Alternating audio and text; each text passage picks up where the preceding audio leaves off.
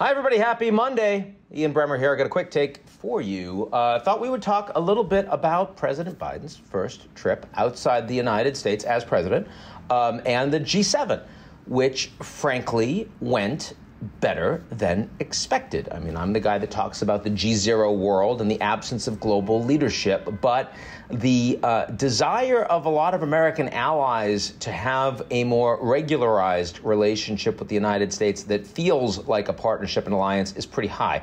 And President Biden's willingness to play that role, irrespective of the constraints and divisions that he has back at home, is also pretty high. And those two things align. The timing also was fantastic, right? Because the United States is now looking in the rearview mirror at coronavirus largely. And that's almost true for the Europeans, the Brits, the Canadians. Even the Japanese are getting better. So, I mean, if there was ever a time to not play domestic politics for the G7 and instead actually look ahead at what can be done on the global stage, this was it. And as a consequence, there was more progress than you would normally expect.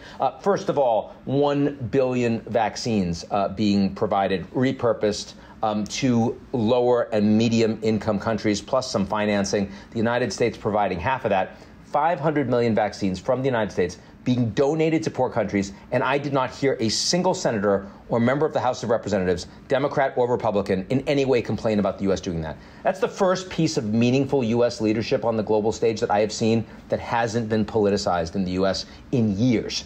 And that's a good piece of news because we desperately need to do more. And until everyone's vaccinated, the global economy is slow and people will continue to get sick and die. And we're not out of the woods, right? So that's a positive thing. The allies were happy to support it and to be seen as playing along with American leadership.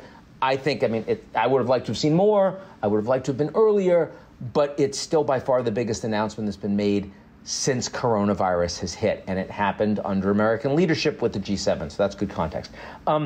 Secondly, you got some coordination on tax policy. We knew that was coming. It'll take years to actually get ratified in the U.S. Congress and in European individual parliaments, but it still is alignment. It's steering the ship.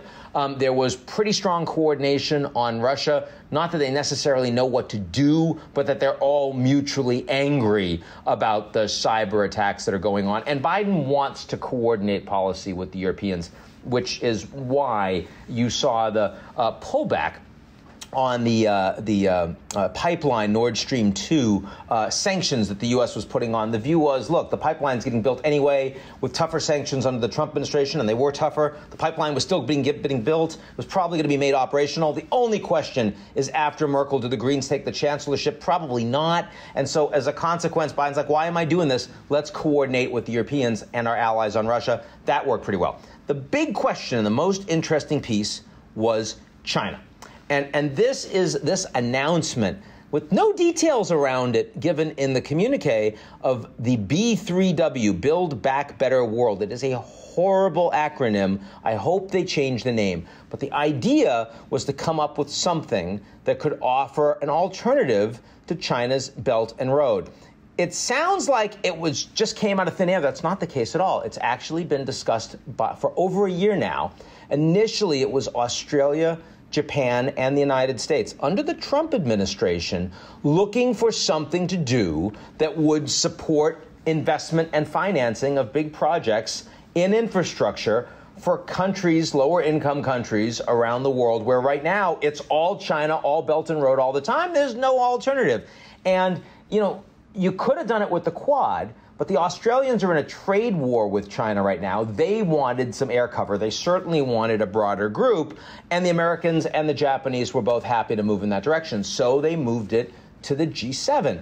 And the Australians, the South Koreans, and the Indians, none of whom are members of the G7, were all invited as special guests. The only other special guest was South Africa, part of the British Commonwealth. The Brits were hosting it. So they were really an effort to bring the Asian allies in, bring India, a member of the Quad, in, and be able to get stronger consolidation in policies toward China. Now, suddenly, when the China conversation happened on Saturday, the Europeans, the French, the Germans, and the Italians, felt blindsided because they hadn't heard about what all of this meant and the fact that a project was ready to go, a multi-billion-dollar telecom project in Southeast Asia that is, I'm told, going to be announced in the next few weeks. So they pushed back, and that was on Saturday. They even shut down the internet for the summit because nobody wanted all of this dissent to get out and discussed with the staffers of the G7 that could have scuttled anything they agreed on.